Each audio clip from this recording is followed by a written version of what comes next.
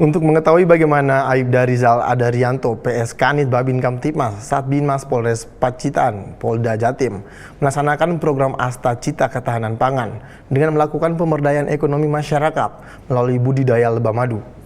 Sekarang kita telah terhubung dengan Aibda Rizal. Selamat sore Pak Rizal. Selamat sore, salam presisi untuk Salam kita presisi semua. Pak. Aibda Rizal Adarianto, Anda melakukan pemberdayaan ekonomi masyarakat melalui budidaya lebah madu. Bagaimana perkembangan budidaya lebah madu di sana?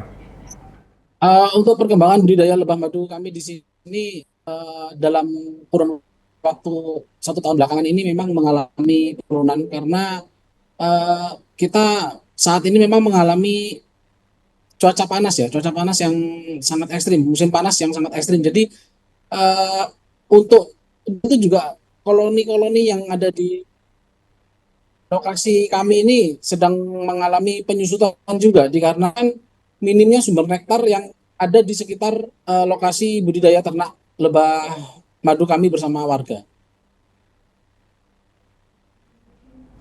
Pak, untuk Demikian. jenis budidaya lebah madu, apa saja yang telah Bapak kembangkan? Untuk lebah madu yang kami kembangkan ini jenisnya ada dua. Yang pertama itu Apis cerana. Mungkin kalau eh, orang Jawa bilang itu tawon unduhan. Tawon unduhan itu jenisnya sebetulnya secara ilmiah namanya Apis cerana. Yang satunya lagi kami juga mengembangkan jenis Trigona.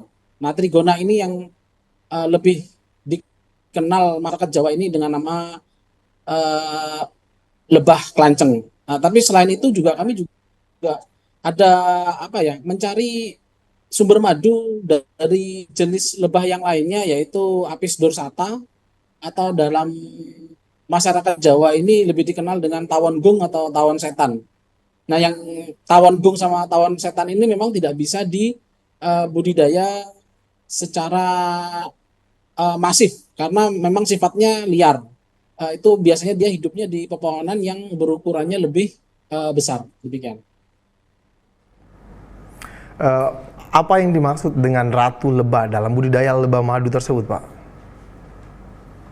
Ratu lebah ini adalah salah satu strata dalam satu koloni. Jadi ratu lebah ini memimpin sebuah koloni di mana ratu lebah ini tugasnya memang hanya menghasilkan telur larva lebah-lebah yang nantinya akan dijadikan lebah pejantan, lebah perawat, dan lebah pekerja. Jadi tugasnya memang ratu lebah ini dia bertelur dan dilayani oleh ratu perawat dengan diberikan royal jelly seperti itu. Untuk budidaya lebah sendiri, kan biasanya dilakukan di area hutan atau di rumah warga juga bisa. Apa perbedaannya, Pak?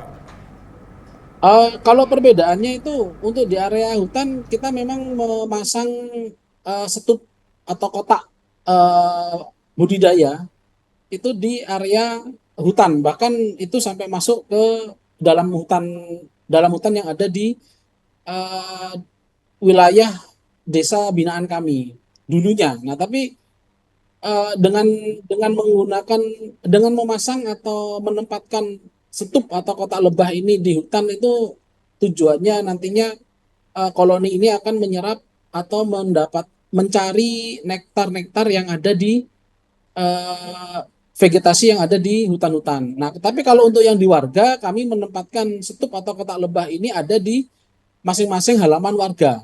Jadi untuk vegetasinya kami memang menanam bibit dengan vegetasi yang memiliki nektar yang berlimpah seperti itu. Sebagai informasi, Aibda Rizal juga mengajak warga menanam bunga dombea untuk makanan lembah. Bagaimana giat tersebut dapat berjalan, Pak? Untuk bunga untuk pohon ya, pohon dombea ini yang kami kembangkan di sini ada 3 jenis yaitu dombea walici, dombea cayeksi, dan dombea burgesia. Tapi kami sekarang saat ini lebih fokus ke dombea burgesia karena eh, pencakokannya gampang, eh, jumlah nektarnya juga sepanjang musim, menghasilkan nektar sepanjang musim. Ketika umur sudah 2 tahun, eh, bunga ini akan ketika seumur 2 tahun dia akan mencukupi kurang lebih 5 sampai 6 stup kotak lebah. Jadi harapannya nanti satu rumah ketika memiliki satu satu Dombea burgesia ini, harapannya bisa mendapatkan hasil madu yang melimpah seperti itu. Pak, sekarang kan di masyarakat udah sangat banyak jenis madu yang beredar ya. Untuk Betul. produksi rasa madu manis, madu pahit, serta koloni madu. Apa perbedaan dari madu-madu tersebut, Pak? Atau masing-masing khasiatnya?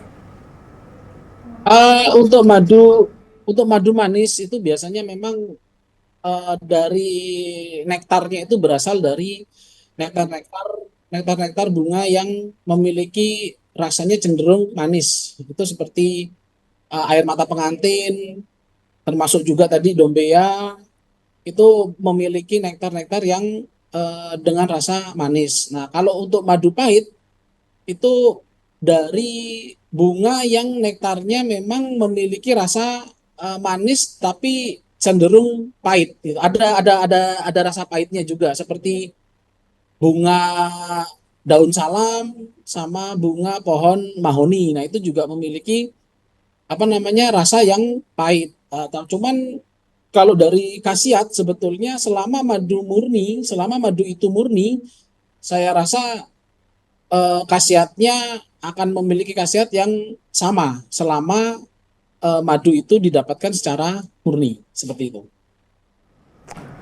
Untuk pertanyaan yang terakhir, Pak, pesan apa yang dapat Bapak sampaikan kepada masyarakat mengenai pemanfaatan kekayaan alam tanpa merusaknya? Pesan saya, manfaatkanlah kekayaan alam yang ada di sekitar kita secara bijak, karena mungkin kedepannya anak cucu kita ini masih dapat menikmati. Nah, jadi apabila ada tanaman yang mati atau ada lahan yang gersang atau tidak digunakan, sedapat mungkin kita menanam tanaman baru. Nah, itu niatkan bahwa kita menanam tanaman itu untuk memberi kehidupan pada makhluk hidup lainnya. Jadi apa yang kita tanam itu yang akan kita tuai. Seperti itu, Mas. Oke, baik, terima kasih Aibda Rizal telah bergabung bersama kami di Polri TV. Salam presisi, Pak. Salam presisi.